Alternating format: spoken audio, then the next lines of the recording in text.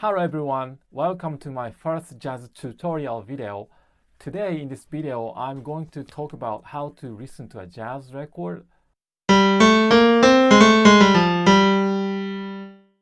Well, most people might think there is no specific way of listening to jazz or didn't realize there is one. These listening methods help you to be better soloist and become more aware of ensemble concepts. There are two ways of listening that I want to show you today. The first is called repetitive listening, and the second is called intentional listening. In the end of this video, I show you how I use these methods and listen to this track, Autumn Leaves by Jazz Standards, a great piano trio. So hopefully you can keep watching until the end. About the first method, which I found out almost 5 years ago, I had the fortunate opportunity to take a few lessons from Mr. Kenny Ballon. When I visited his house, he was playing one of Miles Davis' best records, Cooking, and he could sing Led Garland's piano solo as well as Miles Davis solo and John Coltrane's solo perfectly. As a pianist, you usually don't transcribe the other instruments, right? So I was surprised and I said, "Oh, you're a pianist, why did you transcribe the other instruments?" And his answer was, "Well, I didn't even transcribe. When I was young, I was playing this record in my house over and over.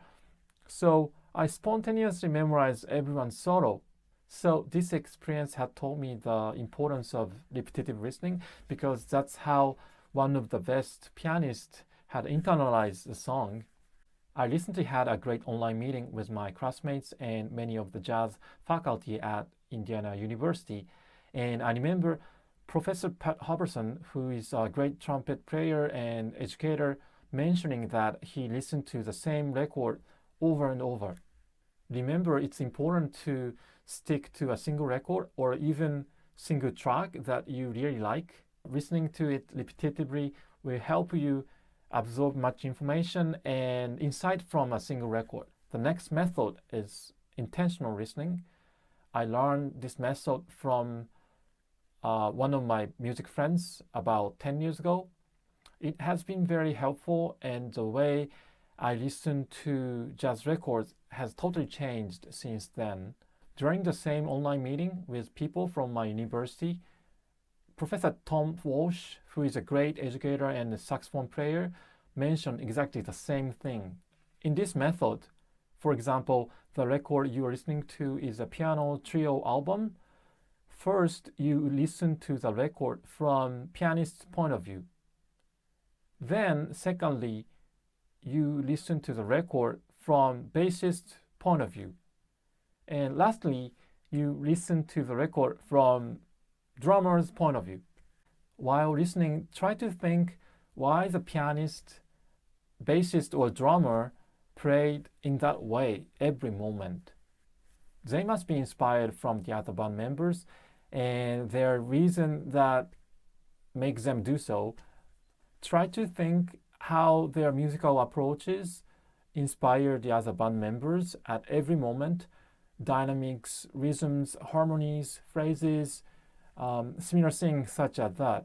Try to think what they were thinking when they were playing music. You might have a great facility on your instrument, or you might know many great licks, but if you're not listening to the other band members, you are just playing with karaoke, right? Think about where your inspiration comes from. Think about how to relate your solo to other members' musical approaches. If your solo is not based on what's happening in the band, you're not working along with them. From today, try to transcribe not only your instrument, but also the other instrument and know what the other instruments are doing while your instrument is taking a solo. In conclusion, repetitive listening helps you to internalize the track that you are listening to, and intentional listening helps you to get a better sense of ensemble concepts. Okay, thank you so much for watching the video. If you like my video, please thumb up and subscribe. And if you have any questions, please comment below. I see you in the next video. Thank you. Bye bye.